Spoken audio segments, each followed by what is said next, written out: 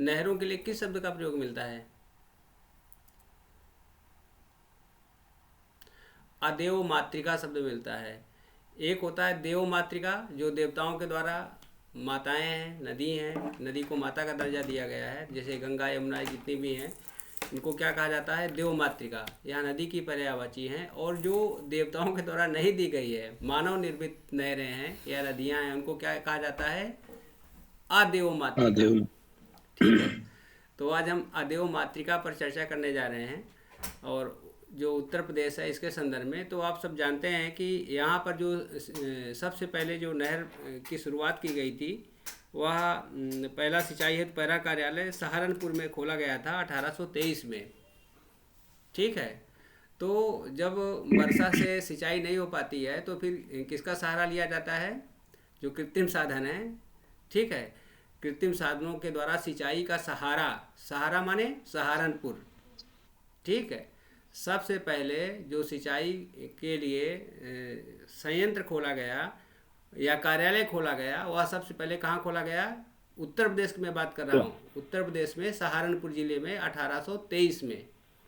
ठीक है। यह एक तथ्य है। अब इस तथ्य को आपको कैसे दिमाग में रखना है कि सिंचाई का सहारा कब लिया जाता है? जब बरसात नहीं होती है। तो यहाँ पर एक सीधी सी बात है कि सिंचाई का सहारा, सिंचाई माने, तो ठीक ही है, सहारा का अभिप्राय क्या हो गया? सहारनपुर से हो गया। ठीक है। तो सबसे पहले जो सिंचाई का कार्यालय खोला गया उत्तर प्रदेश में, सहारनपुर में खोला गया। अब उसके बाद फिर जो सिंचाई के साधन हैं, सबसे ज़्यादा सिंचाई किससे होती है? यहाँ पर कुछ क्रम बता सकते हैं आप लोग? ये पूछा गया है। नलकूप। सर नलकूप, नहर, कुआं से। बिल्कुल बिल्कुल सही है। नलकूप से 73% करीब होती है, लगभग 74 समझ लीजिए। नहरों से 15% या 16% है, और कुओं से 9%। ठीक है। यह साधारण सा तथ्य आप सबको पता ही है, इसमें कोई बहुत उस प्रकार की बात नहीं है। अब उसके बाद फिर आते हैं कि ये जो नहरों की शुरुआत हुई है, सबसे पहले जो पहली नहर है उत्तर प्रदेश की, वो कौन सी है? यमुना। पूर्वी यमुना यमुना नहर। हाँ, पूर्वी यमुना नहर है, सबसे पुरानी पूर्वी नहर। यमुना नहर। पूर्वी। अब इसके नाम से देखिए स्पष्ट है, ये भी सहारनपुर में यमुना के किनारे से निकाली गई है। ठीक है। और लगभग 1440 किलोमीटर है। और इसके जो जिले हैं, सबसे पहले तो जहाँ खोला गया सहारनपुर, फिर उससे सटा हुआ शामली है, मुजफ्फरनगर है, मेरठ है, और गाजियाबाद है, और हापुड़ है। ये सारे के सारे ज़िले हैं। और जलापूर्ति इसकी कहाँ से होती है?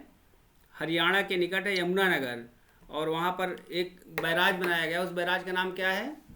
हथिनी कुंड। हथिनी कुंड हथनी बैराज। कुंड सर। ठीक है। तो ये सब आपको तथ्य पता ही है, हमको केवल इतना बताना था ताकि दिमाग में बैठ जाए। पूर्वी का मतलब ही होता है पहले। ठीक है। और यमुना, यम यम की बहन मानी जाती हैं, आप सबको पता है। और जो जिसका जन्म है उसकी मृत्यु भी होती है। मतलब यम ऐसे देवता हैं जो बहुत प्राचीन काल से हैं, सबसे पहले हैं। आप इसको इस प्रकार से याद कर सकते हो, पूर्वी यमुना। ठीक है। पूर्वी माने पहले ही है, सबसे पहले यही है। और कहाँ से है? जहाँ इसका नगर है, जो इसके नाम से ही एक नगर बना हुआ है, हरियाणा का यमुना नगर। एक बार मैं हरियाणा का इंटरव्यू देने गया था, तो यमुना नगर में एक मेरे मित्र थे, वहाँ पर रुका भी था, और यमुना का पूरा मैंने थाल देखा था वहाँ पर। तो यमुना वाकई में जैसे हथिनी कुंड कहा जाता है, तो बहुत ही बड़ा जैसे लग रहा था, हथिनी की कुंड जैसा। तो इस प्रकार से इसका जो जैसा नाम व्यवसाय या गुण को धारण करता है। तो ये इसमें ये इस तथ्य को ध्यान में रखना है। और उसके बाद दूसरा जो नहर है वह शारदा नहर है। ठीक है। और या इसकी स्थापना कब की गई थी? 1918 में। और जो स्थान है इसका उत्तराखंड में बनवासा में है, शारदा नदी पे है ये। और यह जो है सबसे लंबी नहर है। ठीक है। उत्तर प्रदेश की सबसे लंबी नहर कौन सी है? शारदा नदी है। शारदा किस देवी का अभिप्राय होता है, किस देवी का पर्यायवाची होता है? सरस्वती जी। सरस्वती माता सरस्वती का। का। ठीक है। सरस्वती से। हाँ, तो समझिए आपके जीवन में जो सबसे ज़्यादा प्रवाहित होने वाली नदी है मानव मस्तिष्क में, वह कौन सी है? शारदा ही है। ठीक है। सरस्वती माता का ही आप अभिमन्यु को याद करिए कि किस प्रकार से गर्भ काल से लेकर के और पूरा जो हमारा मस्तिष्क है, ये समझिए कि मरने के बाद भी काम करता रहता है, तंत्रिकाएं जो है वो चलती रहती हैं। तो इससे आप समझ सकते हैं कि किस प्रकार से जो न्यूरॉन्स हैं हमारी, मतलब भले न्यूरॉन्स जीवित रहती हैं। तो इस प्रकार से इसीलिए मस्तिष्क दान, मतलब तमाम चीज़ जो दान की जाती है उसके पीछे यही रहता है। तो इतना लंबा चौड़ा व्याख्यान देने का मतलब यही है कि आपकी बुद्धि सबसे अधिक लंबे काल तक प्रवाहित होती रहती है। और बुद्धि का अभिप्राय किससे है? शारदा से है। तो इस प्रकार से जो शारदा नहर परियोजना है, यह सबसे बड़ी परियोजना है उत्तर प्रदेश की, इसको दिमाग में आपको रखना है। उसके बाद पश्चिमी गंडक है, यह ऐसी नदी है जो 2 राज्यों से है, उत्तर प्रदेश से और किससे है? बिहार से। बिहार। ठीक है, बिहार। ये सब आपको पता ही है। फिर रानी लक्ष्मीबाई बांध नहर है, कोई बता सकता है किस नदी पर है और कहाँ पर है ये? सर बेतवा सर बेतवा नदी। बेतवा नदी। झांसी में। ठीक है, ठीक है, ठीक है। और किस पर है? माता टीला स्थान है। तो हम लोग सब माता से मिलने के लिए क्या होते हैं? बेताब होते हैं। ठीक है, माता टीला बांध समझ में आ गया? माता टीला बांध है, ये पूछा भी गया है। माता टीला बांध है किस नदी पर है? बेतवा नदी पर है। तो इसको आप ऐसे याद कर सकते हैं, रानी हो या नौकरानी, माता से मिलने के लिए सभी बेताब होते हैं। बात समझ में आ गई? बेताब का अभिप्राय क्या हुआ? बेतवा नदी हो गया। और माता टीला का अभिप्राय क्या हो गया? माता। और है क्या, कौन सी नदी है? रानी लक्ष्मीबाई बांध नहर है। नदी क्या? बांध है। रानी लक्ष्मीबाई बांध जो है यह बेतवा नदी पर बनाया गया है। और बेतवा नदी पे माता टीला एक स्थान है, वहाँ पर बनाया गया है। ठीक है, तो इस प्रकार से आप इसको मस्तिष्क में धारण कर सकते हैं कि माता से मिलने को बेताब, रानी हो या नौकरानी। उसके पश्चात फिर रिहंद है, सबको पता ही है। रिहंद नदी किस नदी? रिहंद नदी जो है, रिहंद नदी घाटी की परियोजना किस जिले में है? सोनभद्र जिले में है। ठीक है, हिंद जो है सोने का था, सोने की चिड़िया थी, सब आपको पता ही है। स्थान कौन सा है? पिपरी स्थान है। ठीक है, पिपरी नामक स्थान है। अब उसके पश्चात फिर जैसे अभी ये था रानी लक्ष्मीबाई नहर है, उसी प्रकार से एक बेतवा नहर भी है, इसी पर बनाई गई है। और वह किस स्थान से निकाली गई है? परीक्षा नामक स्थान से। ठीक है, परीक्षा नामक स्थान से निकाली गई है। और ये बहुत पुराना है। जब कांग्रेस की स्थापना कब हुई थी? 1885। हाँ, 1885 से ही बेताब थे हम लोग आंदोलन, मतलब आज़ादी के लिए। तो 1885 में इसका निर्माण हुआ था और 86 से जलापूर्ति प्रारंभ हो गई थी। और परीक्षा नामक स्थान पर, जैसे आप सब लोग अभी क्या हो? परीक्षा देने के लिए बेताब हो। ठीक है, परीक्षा देने के लिए बेताब। तो यहाँ पर भी परीक्षा नामक स्थान है, बेतवा नहर है। और इसी के साथ आप 1885 को भी जोड़ सकते हैं। आज़ादी पाने के लिए बेताब। कांग्रेस संस्था की स्थापना 1885 में क्यों की गई? क्योंकि वो आज़ादी पाने के लिए बेताब थे। हम चाहते थे सारे हिंदुस्तानी की आज़ादी हमको मिले। ठीक, उसके बाद फिर इसी नदी पर है राजघाट बांध नहर परियोजना। यह ललितपुर ज़िले में है और बेतवा नदी पे है। अभी भी अम्मा हमारी हैं, और जब उनका मैं पैर पड़ता हूँ, चरण स्पर्श करता हूँ, तो हमेशा वो बोलती हैं बेटवा राजपाट करा। ठीक है, आशीर्वाद समझ में आ रहा है? भोजपुरी भाषा है लगभग, या इस प्रकार से बेटवा राजपाट करा। तो यहाँ पर वही है, बेटवा ही है, ललितपुर है। ललितपुर का मतलब क्या हुआ? लाल। आप सभी लाल हो या लाली हो या लल्ली हो, जो भी हो, लल्ला लल्ली। तो सभी के लिए राजपाट का क्या होता है? आशीर्वाद दिया जाता है हर माँ के द्वारा। तो यहाँ पर बेटवा और बिटिया जो भी हैं, आप सब राजपाट करो। और राजपाट के साथ साथ जो राजघाट परियोजना है, इसको भी याद कर लो। ठीक, ललितपुर ज़िले में है और राजघाट परियोजना है। जो नदी है वह बेतवा नदी ही है। तो बेतवा नदी में देखिए, एक बेतवा नहर हो गई, दूसरा राजघाट हो गया, और तीसरा कौन है? रानी लक्ष्मीबाई। मतलब हम रानी ठीक है, तीनों ये इस प्रकार से। और परीक्षा है। ठीक है, ये सारी चीज़ें उसी से जुड़ी हैं। ये पूरा परीक्षा है। जब परीक्षा आप पास करोगे तभी राजपाट करोगे। और इसके लिए आपके अंदर बेताबी होनी चाहिए। ठीक है, पढ़ने की बेताबी, लक्ष्य प्राप्त करने की बेताबी, शांति की बेताबी, सुकून की बेताबी, जिससे चीज़ें आगे बढ़ती रहें। ठीक, तो ये जो मुख्य रूप से जो प्रश्न पूछे जाते हैं नदियों से संबंधित या नहरों से संबंधित, वो लगभग मैंने आपको बता दिया है। ठीक है, एक अर्जुन बांध है, कभी कभी पूछा गया था। अर्जुन बांध नहर कहाँ पर है? स्थान पर सर हमीरपुर में हमीरपुर सर। महोबा। हाँ, हमीरपुर में सभी लोग चाहते हैं कि अर्जुन हमारे पुर के रहें, और चरखारी नामक स्थान पे है। ठीक है, चरखारी स्थान है। अब पेयजल से संबंधित है, ये एक बार काफ़ी पहले पूछा गया था। गोकुल बैराज परियोजना किससे संबंधित है, ये पूछा गया था। किससे संबंधित है? पेयजल से संबंधित है। पेयजल से। किस नदी पर है? यमुना नदी पे। यमुना। हाँ, इसको सर बिल्कुल गंगा नदी पर। हैं? यमुना नदी पर है। यमुना पे। यमुना पर ही है। गोकुल माने ग्वालों का कुल, कृष्ण भगवान का कुल जिसके नाम से पड़ा हुआ है। ठीक है, कहाँ किसके सॉरी सर, किसके किनारे खेलते लौकुश थे? है गंगा पर। लौकुश है। तो कानपुर में। ठीक, तो कृष्ण किस नदी के किनारे खेलते थे? यमुना नदी के किनारे ही खेलते थे, उन्हीं के नाम पर है गोकुल। और जो स्थान है कहाँ के लिए पेयजल की आपूर्ति की जाती है? वृंदावन के लिए। तो ये समझिए पूरा पूरा यमुना और उनसे जुड़े हुए जो लोग हैं उनसे जुड़े हैं। फिर लवकुश बैराज है, या है कहाँ? कानपुर नगर को इसको आपूर्ति की जाती है। और कानपुर में कौन सी नदी है? गंगा। गंगा नदी है। ठीक है, गंगा नदी। तो इस प्रकार से है ये। ठीक है, तो ये दो ऐसे हैं जो इससे संबंधित हैं पेयजल से, गोकुल बैराज और लवकुश बैराज। ठीक, पथराई बांध नहर पूछा जा सकता है, ये भी झांसी में है। तो इसको भी आप दिमाग में बैठा सकते हैं। झांसी की रानी की जो पत्थर की मूर्ति है वो बनी हुई है। किसने हराया था? किससे? जब यूरोज था, और उसी ने कहा था इनके बारे में कि योद्धाओं में एकमात्र मर्द थी। यूरोज ही बोला था। जी सर। और झांसी की रानी कविता किसने लिखी है? सुभद्रा कुमारी चौहान। सुभद्रा कुमारी चौहान है। यही प्रयागराज से जुड़ी थी, हालांकि मूलतः मध्य प्रदेश की थी। और उनकी वो पंक्ति मुझे बहुत प्रभावित करती है। जब वो चिता में दहन हो रहा था तो उन्होंने कहा था, मिली ज्योति से ज्योति, ज्योति की तुम सच्ची अधिकारी थी। ज्योति का मतलब जो परम ज्योति होता है, अग्नि। हमने आप सबको बताया था कि जो ऋग्वेद का पहला सूक्त है वो कौन सा है? अग्नि मीलम पुरोहितम। अग्नि सूक्त है। ठीक है, आपने पहला मंत्र बता दिया, अग्निमीले पुरोहितम। और पुरोहित किसके लिए प्रयोग किया जाता है? अग्नि के लिए। और अगर देवताओं का पुरोहित आता है तो अग्नि होगा, और गुरु आता है तो इंद्र।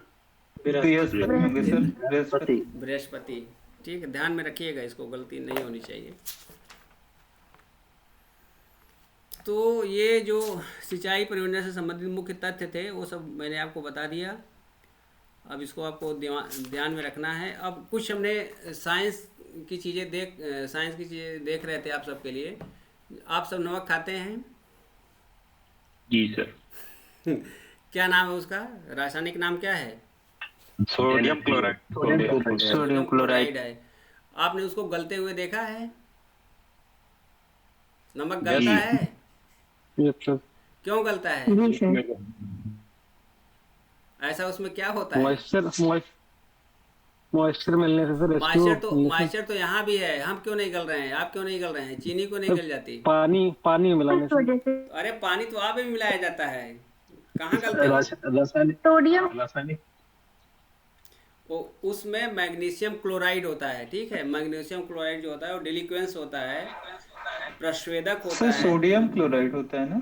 सोडियम क्लोराइड तो नाम है। सोडियम क्लोराइड तो उसका नाम है, NaCl जिसको आप बोल रहे हो।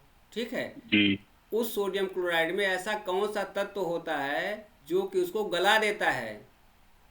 ठीक है, अच्छा खासा उसका शरीर है वो गल जाता है। ठीक, उस तत्व का नाम है मैग्नीशियम क्लोराइड। ये प्रश्न पूछा जा सकता है साइंस इन डेली लाइफ में। जो भी इस प्रकार की चीज़ें हैं तो उसको दिमाग में रखिए। तो आपके अंदर भी अगर मैग्नीशियम क्लोराइड है तो उसको बाहर कर दीजिए, नहीं वो कब गला देगा कुछ पता नहीं है। ठीक, इसको हमने सोचा था आप सबको बताएंगे, क्योंकि हमने आपका नमक खाया है। तो नमक खाने के साथ साथ जो गलाने वाली चीज़ें हैं, जलाने वाली चीज़ें हैं, उन सबको भी बाहर करते रहें।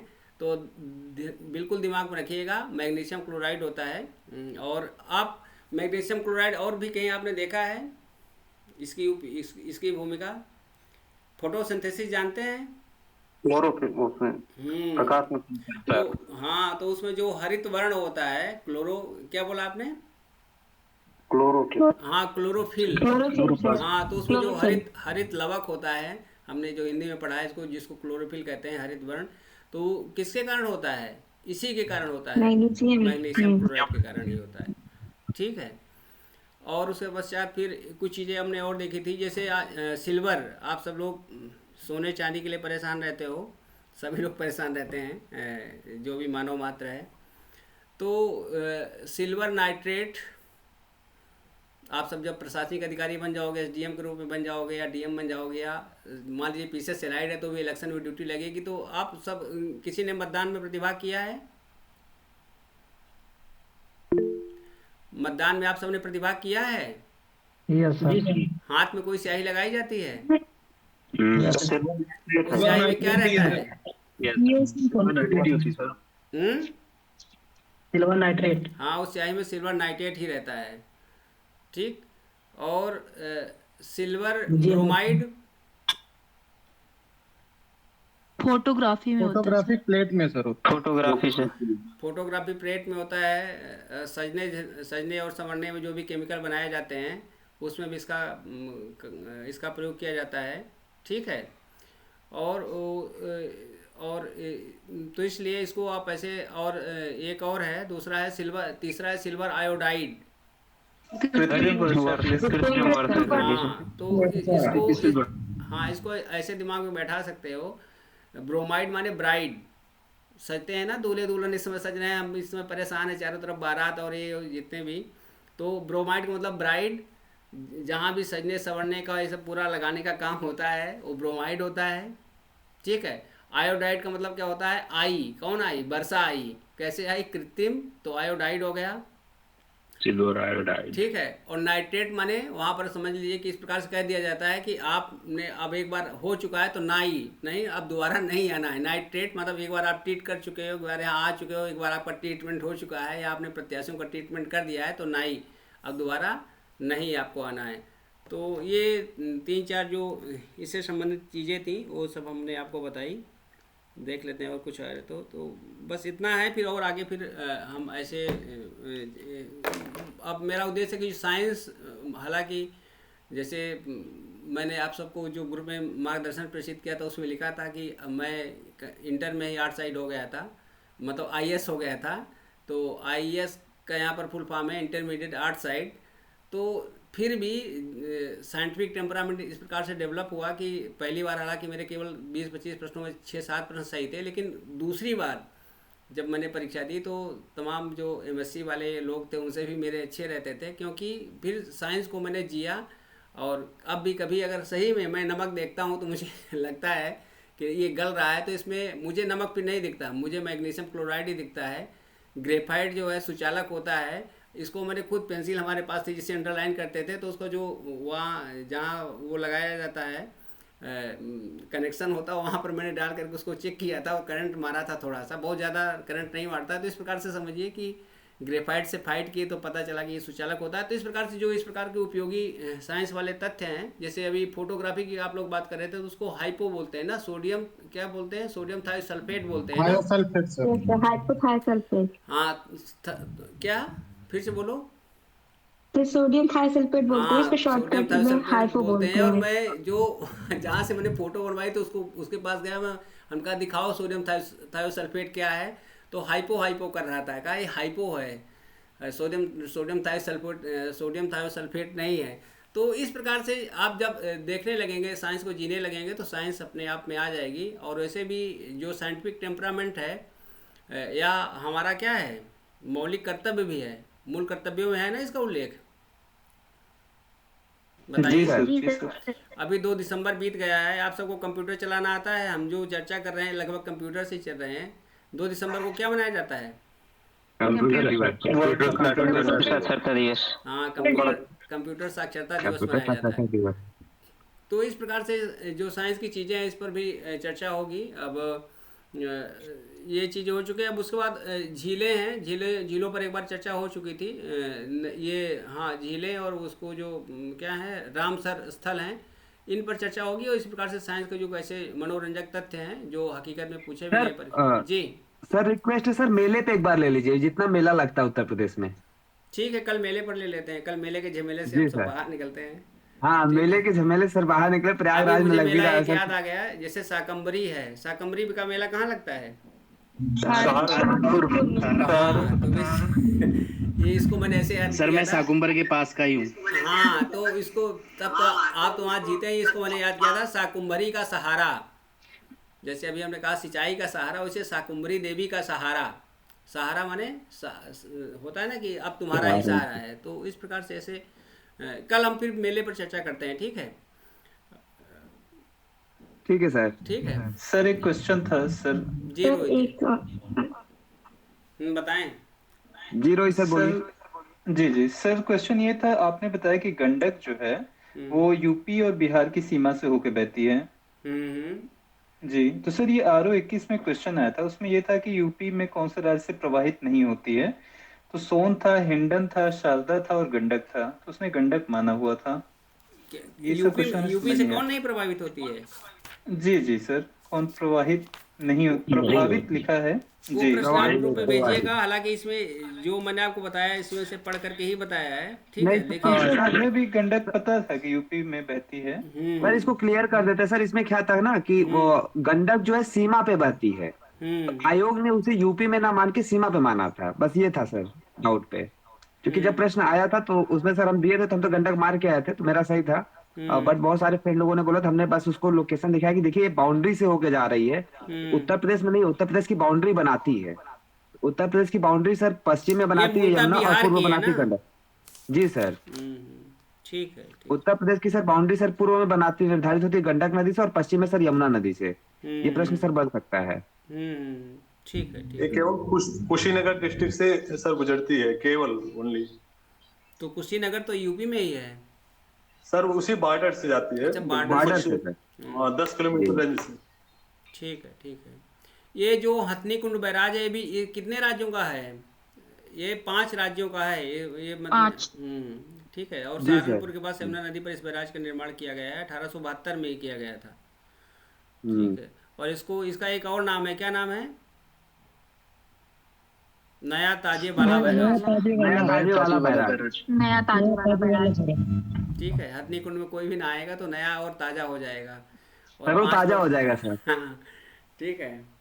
और अगर नहीं हुआ तो फिर हथनी अपने पैर से दबाएगी तो निश्चित रूप से ताजा और बाजा दोनों हो जाएगा। चलिए ठीक है, फिर कल। सर ये ऐसे क्वेश्चन है सर। हाँ सर बताएं। ये रानी लक्ष्मीबाई बांध किस जिले में है? रानी लक्ष्मीबाई बांध ये सर हमीरपुर में ललितपुर ही- ललितपुर में है ना सर? ललितपुर में है। जी।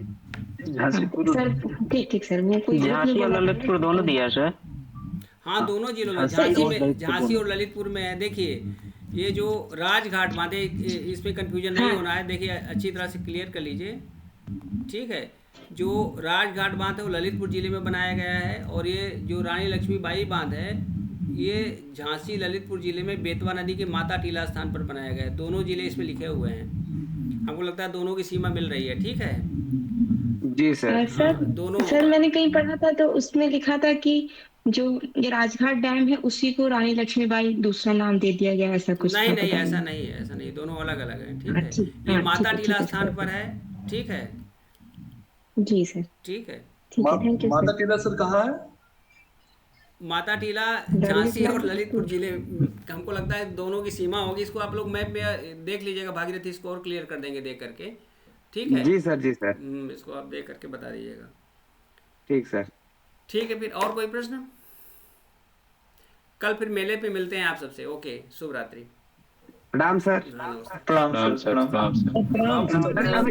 ठीक। सर अभी आपकी उंगली सही नहीं हुई क्या? जी सर अभी आपकी उंगली सही नहीं हुई क्या?